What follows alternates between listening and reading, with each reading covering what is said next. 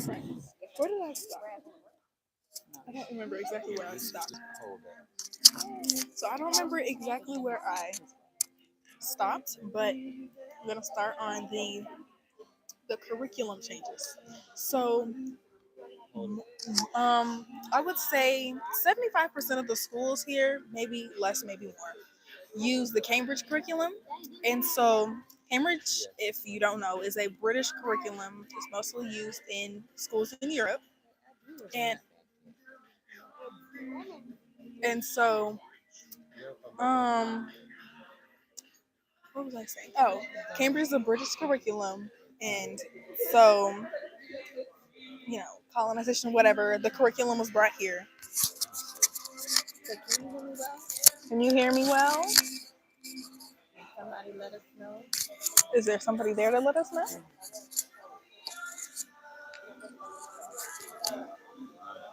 Can you hear me well? Do I got a seed? Oh, it's after All right. Okay. Well, as I was saying. Yes, I can hear you. Okay. Can you just give a brief what this video is about real quick for people who Oh, yes. So if you are returning our live, or you're just joining us and you're wondering what this video is about. Wow, you look so much like your dad. Yes, she does. Yes, she does. But so just put hair on him. Mm-hmm. Yeah. But if you're just joining the video, you're wondering what we're talking about. All or not all, the older siblings. We're talking about is the first part is this is called eating good in Kigali. So we're at the hut. Uh, yeah, the first one we started off. We're at the hut, one of our favorite restaurants here. And while we are here, we want to make sure that you guys can see what it's like here. We're going to do some other restaurants as well. We're going to give you a tour of another one of our favorite spots, an expat spot called Ikawa Cafe. Give you we'll give you a tour of that. Um, but what we're doing is while we're sitting here waiting for food, it was brought to our attention that what you guys wanted to know about the school system here and about how our children are relating to the school here. So we're going to allow you to hear from them, and we'll allow you to see the food when it comes. Side note, drink recommendation. Definitely get the passion fruit iced tea. You'll love it. What the world?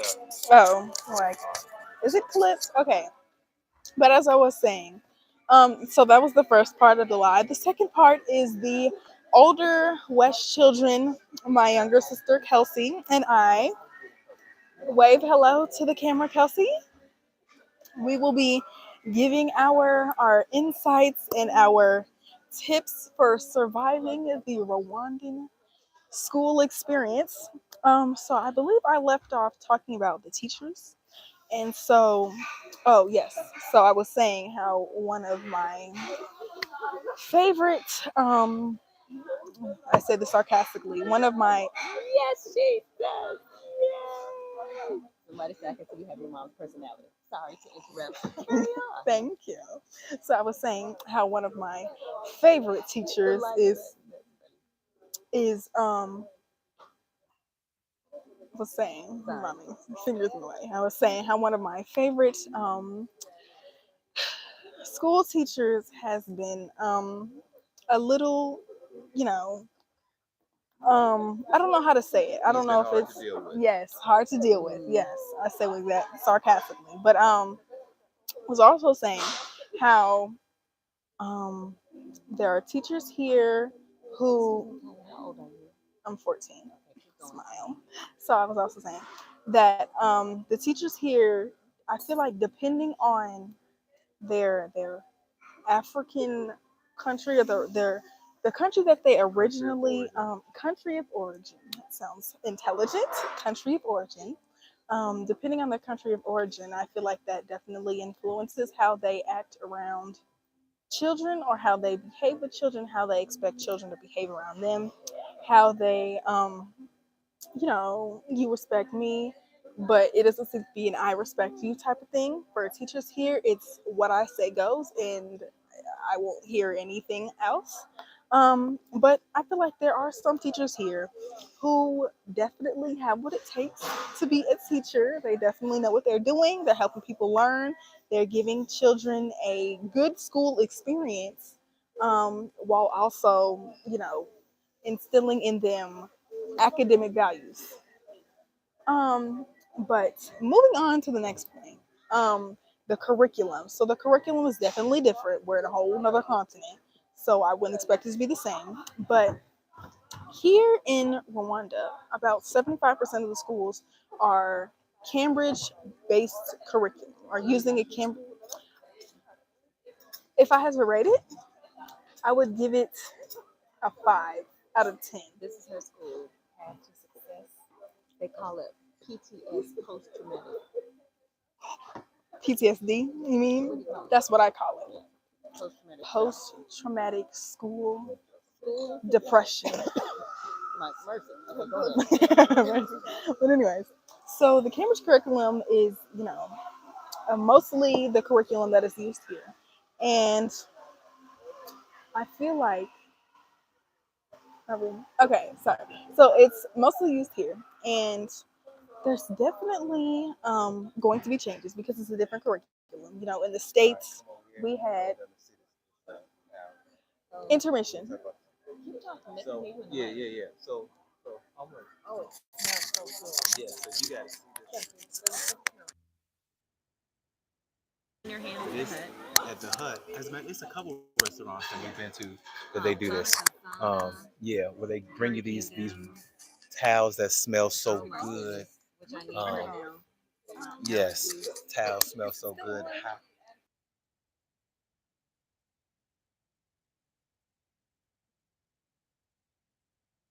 There we go. All right, let me wash my hands. How do you? Hold on, Cohen wants to tell you guys about his school experience too. Hi everyone. Hi They can't hear because the microphone. So my friends are like, Yeah. She has the Um, microphone on. can y'all hear me? Can they hear me? Um, okay. So I was saying the Cambridge curriculum, as opposed to the United States curriculum, whatever they use, is Different ones. definitely, Different schools use different curriculums in the U.S. as well yeah. as here. And it was a private school, so it's probably different than others. But it's challenging. It's supposed to be like this super, um, what's the word I'm looking for? It's supposed to be very, very high. I don't even know what the word I'm looking for is, but y'all are probably thinking of it.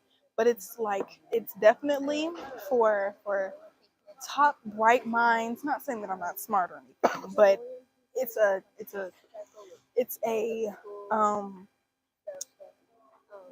I can't think of the words, but it's an academic change. So of course there's going to be a little bit of a little bit of resistance in like a steady flow of transition from one curriculum to another in learning on that. So it might take a little while. I'm I am proud to say, according to my parents, I am doing fairly well with when it comes to, maintain my grades and things like that. Is it a church school is the question. It's a Christian school. It is not, Affiliated with any specific religion. yes, there are Muslims there. There are, I think they're just Indian, but there's Muslims, Indians, Catholics, Baptists, Adventists, whatever. So it's a multi, what it, what I dare I say, denominational?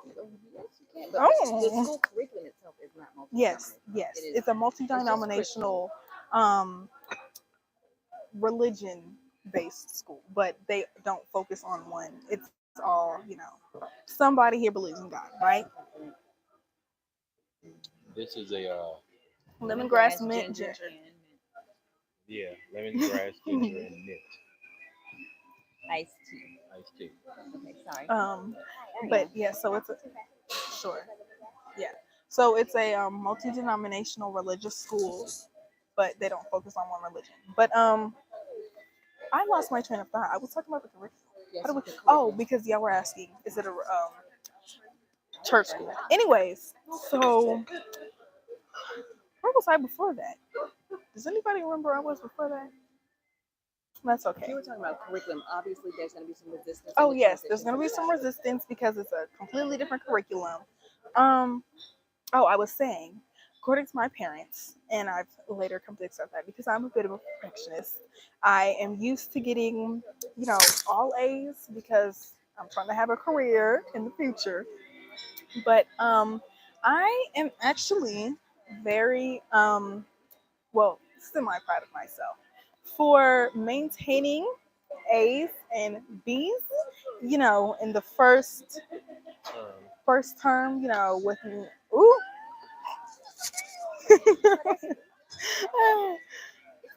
Mommy, you don't have to show them the B. We can get the little thing. Sorry, it's a bee. It's I the wonder if T. it's something that It's your T.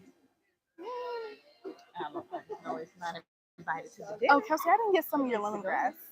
I didn't sip It any. thinks, Not invited. mommy, when you do all that, So no, all siblings do not go to the same school. This little guy goes to they can't hear you Iwachu if Academy. that's. He goes to Iwachu Academy, which goes. It's a primary school that goes from nursery, what they call nursery, kindergarten to sixth grade. Kelsey does. Oh, it will be going to sixth grade. It stops right now at fourth. And Kelsey goes to the same school that Kaya goes to. She is 11 and she's in sixth grade. Okay. I told you to wait, So but it's okay. But I was saying, I I have maintained some, I guess you could say, pleasing grades in the first term. Seeing as this is a different curriculum, it's very new. That in the Cambridge curriculum, they use, or not they use, they teach some, mathematic topics, things like that, science, chemistry, biology. In they teach it in earlier years. So here, What did you order for him?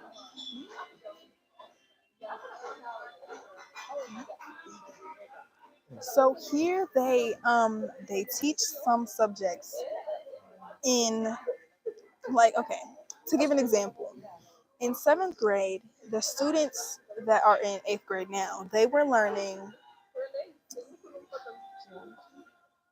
I keep like whatever. So basically, what I'm trying to say is there are things that we haven't learned in the states yet that they're learning now. So when I came here, things that I would learn in what will be ninth grade, they're learning in eighth grade now. So on, going down the line. Things that would learn in eighth grade, they're learning in seventh grade and sixth grade, so on and so forth. Hold on, So, wait. some things, but not all of them. So some things you guys are learning, and some things that you guys are learning now, you would have learned Wait, later yes, in the we're states. doing ninth grade curriculum. You're doing ninth grade curriculum in the eighth grade.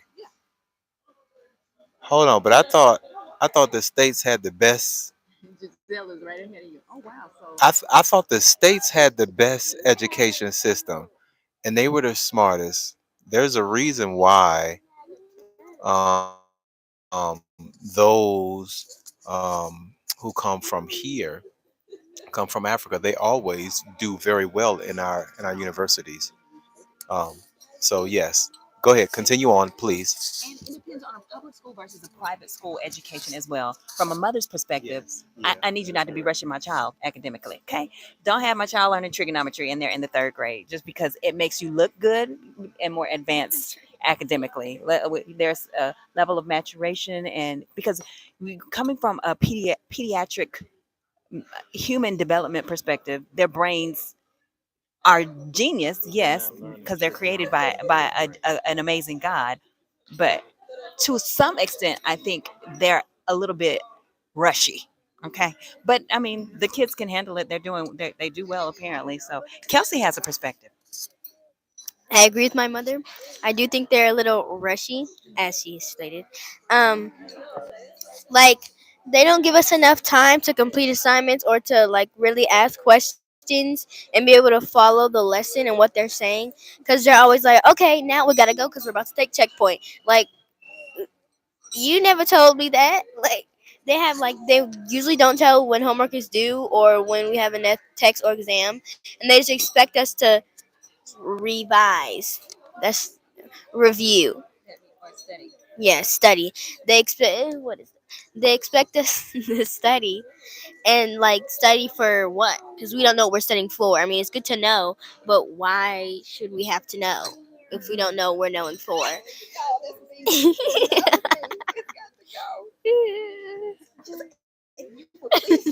Just kill it. I'd appreciate it. Oh, I'm so sorry, everybody, for the spastic Scary bee. situation in my a wee videography. wee. Would you say the school that you are, where you are now, gives you more time for tests and classwork? Do your No, kids in Africa speak two or more languages? Now that is absolutely true. Because this school is bilingual. It's French and English. we And au they have revoir. francophone days where they only speak French. So this school that they go to is a bilingual school. You are correct, Molly. Most children do speak multiple languages, which is incredible. To touch a little more on that, so I think it's very, very wonderful that you are. To touch a little bit more on the question about do they give you enough time for tests and Well, I want to touch on assignments? both of those. So Because let that me was the start on question. that one. Okay. So about the amount of time that they give us to complete works assignments. Right. So we don't know how everybody else is operating. But um, going back to what I said earlier about how they like to load us with assignments and homeworks on inconvenient. See, now they got me saying load us with homework and assignments on inconvenient days where we have other assignments and other classes. Um, they also do not give us, adequate amounts of time to study for tests, do homework assignments. We were just talking about this in the car earlier. I, as a student who's trying not to procrastinate, because I know that will definitely affect me later in college and things like that, where I have more to do and probably less time. Um, I I want to take advantage of the time that I have. And so if I have spare time in class and you give me an assignment, if I have some type of textbook or if I have, notes or whatever, I'm going to do that homework assignment in class because I don't know when you're going to ask for it because you're not giving me a due date. That's another thing that She's teachers talking do. about here, Queen. Here they don't give Yes, her here. enough. So, for homework assignments, this might just be past success, but majority of the teachers don't give you a due date. Or they'll tell you last minute, oh, it's due today, when we don't even have your class today. I don't have your book with me. How do you expect me to turn it in if you didn't tell me it was due tomorrow? And why are you giving me a project that's due the next day and you're not going to tell me about that? The math is not adding up. But then, here at Path to Success, Path to Stress. Anyways, but the second question about, or not the question, the statement about kids speaking multiple languages, yes, they do. And I think that that is, wonderful. It builds, Doing well. I feel like it builds, I don't know what I'm trying to say. I'm trying to sound smart and I can't think of any words. We are well. How about Um, why are you so close? Oh, pardon, guys. you? As well. But Again. Thank you. the the amount of classes that are in languages that I don't speak. Well, it's only one language. It's French. Me being an American, chances are I don't speak French, and so, and so if you are speaking to me in French, I don't know any French, and you're expecting me to complete your assignments, understand what you're saying to complete your assignments. It's just not possible, and so. Let me say something on that. Mhm. As she's speaking about the French situation, just in case people are wondering, did my husband and I know that before enrolling our children? We were aware that it was a bilingual international school. And because it is an international school, we assumed that the majority of the classes were spoken and taught in this child is in English. So of course we did a tour of the school, girl, and we did a tour, saw all of the facilities, spoke to the front spoke to a couple of people there, one in particular, to let them know that we were considering enrolling our children who are American and have no French background and only speak English. Is that going to be an issue here? How do you accommodate for that? They have to take an admissions test that includes French because they have to determine the level of French proficiency for each student so that they can determine what kind of French class they need to be in and whether or not they need French intervention, which is basically French tutoring. It's something that they provide. So we were assured that they would be okay and that they would be accommodated for because they would be enrolled in French intervention to help support their lack of francophonia, the lack of French speaking, and that all of the core classes were taught in English, which are math, science, English, and another one. So m- moving forward, we come back to the States, get ready to move to Rwanda, enroll, do all the admission stuff, come, they start school, and Kelsey, the 11-year-old who's in sixth grade, mentions how she didn't do well on something in social studies. And I'm like, well, why didn't you ask? Did you get some help? Did you ask any questions? Couldn't. Why couldn't you, Kelsey? Because he speaks French and he doesn't understand me. I said, wait, what? What you say? He speaks French. He doesn't speak any English, like zero, none. No, mommy. Okay, so that's Houston. Houston, guess what? Hello, we got a big problem. That's a big problem because my child can't learn if my child can't understand. You know what I'm saying? So immediately we schedule a meeting, and we have a meeting with both principals of the high school, the elementary school, middle school, and you just have to go ahead and pray without me. And okay, let me finish. The food's not going away. They go ahead and pray. Moment of silence. Please go ahead.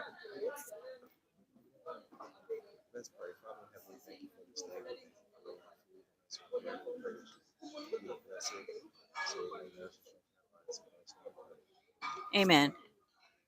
In time and something else, I'll tell you the truth. They want, and then I'm gonna show the food. We're gonna show the food. Let me finish my story real quick. Oh, you want to show it before it starts to disappear as I talk. Okay, so let me. Yeah, mine looks just like yours. You can go ahead and eat. I don't want to forget where I was in the story. Oh, honey, there's the food. I have the mic. So this is Cohen. It has Parmigiano Bolognese, but it doesn't have Parmesan because it's vegan. We requested no dairy in there, so it's marinara sauce for the most part. They can't hear you, honey. I have the mic. Tomato sauce and garlic bread. Then we have a sautéed spinach that they saute with a lot of herbs and seasonings and what have you. That it tastes delicious. If your children don't like spinach, bring them here and let them eat this. We don't come here and not order it. It's so good. Kaya said let her do the voiceover because she's fun. All right. So next we have the scrumptious. I'm kidding. I'm kidding. But no, did you show your meal? No, mommy. Let me do the voiceover. So here, plated in front of Mama West, we have a delicious vegetable Manchurian with tofu instead of whatever meat because we're vegan. And then we have a side of rice. It's great. First meal we had. We got the same thing since. Y'all need to try it. Moving back to mommy. Okay, yeah. If you don't like spinach, you should try this. It's really good. So we had a meeting probably within 2 days of Kelsey making that complaint. Yeah, she's so funny. And the French, what is her name? The director of French education was there also, obviously.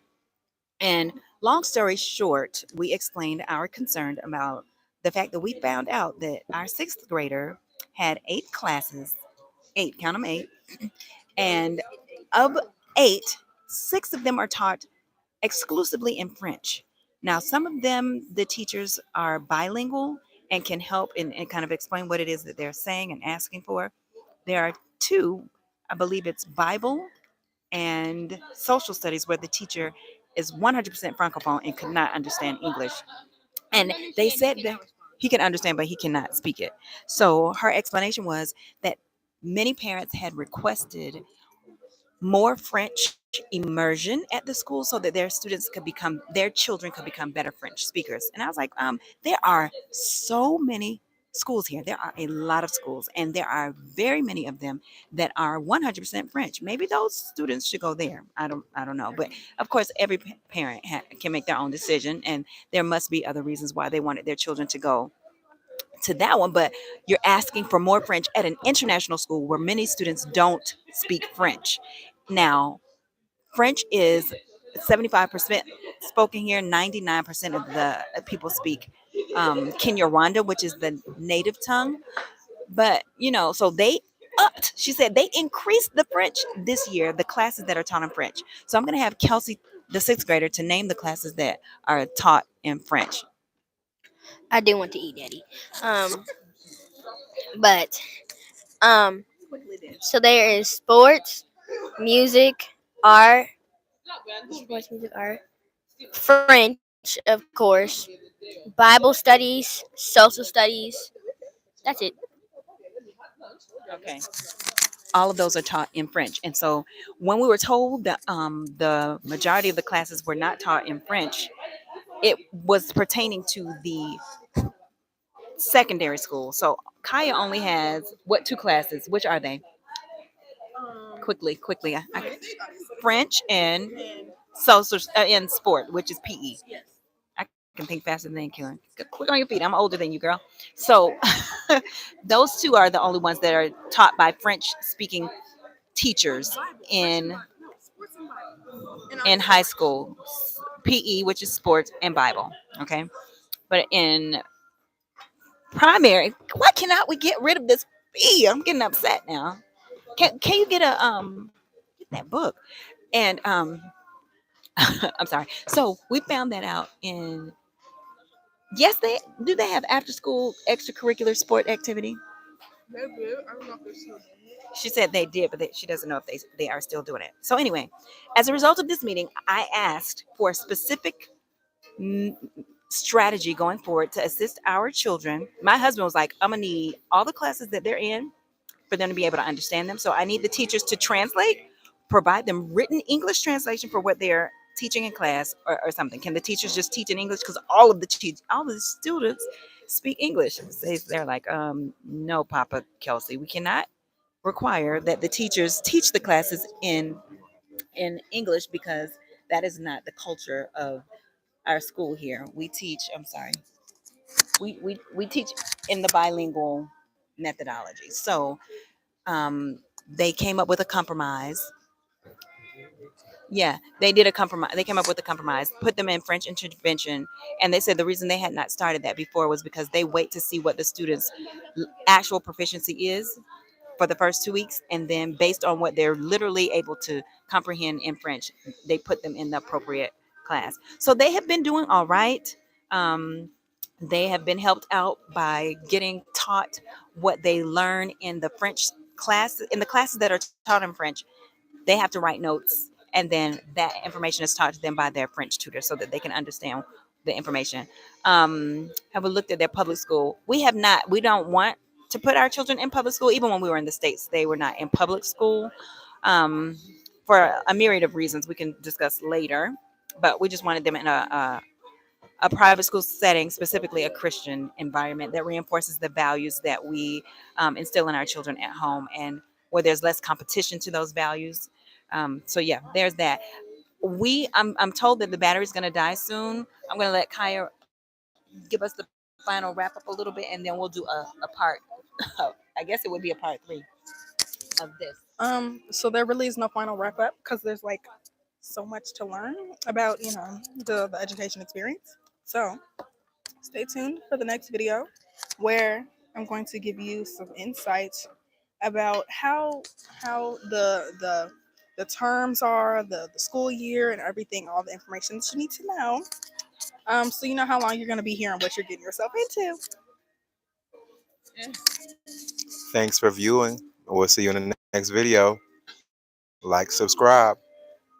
Make sure you like and subscribe. Like and subscribe. Like and subscribe. Yes, it goes up to 12th grade. Bye, everybody. No, it does not. It's a 9. It goes up to ninth grade. Oh, I'm wrong. It goes up to 9th. Yeah, I forgot that. So sorry. Okay, bye. Where is my cord? I can't remember how to end it. Colin wants to talk on the next one. Well, Colin will we're talk gonna on have that. to wait.